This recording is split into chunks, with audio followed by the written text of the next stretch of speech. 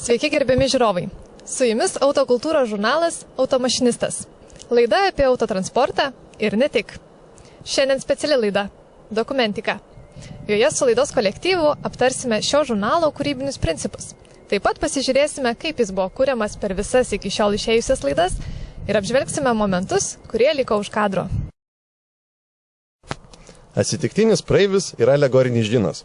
Jis visuomet atsiranda reikiamų metu, reikiamose vietose. Jis tartum dialogizuoja pačią automašinisto idėją. Tai kita kalba kito kalboje.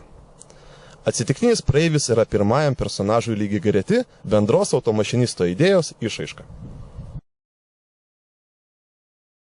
Dabar paklauskime techninio darbuotojo, koks yra pagrindinis šio žurnalo kūrimo principas iš techninės pusės. Principas paprastas. Nors technika yra pagrindas idėjiniai raiškai, bet technikos riba niekada neturi tapti idėjos riba.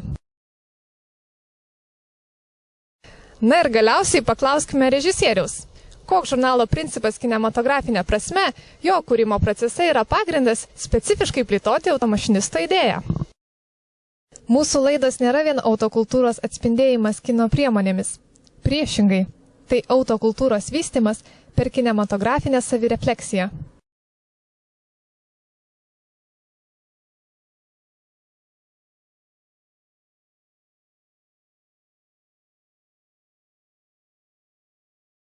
Tu baigsi gerti, gyvulį.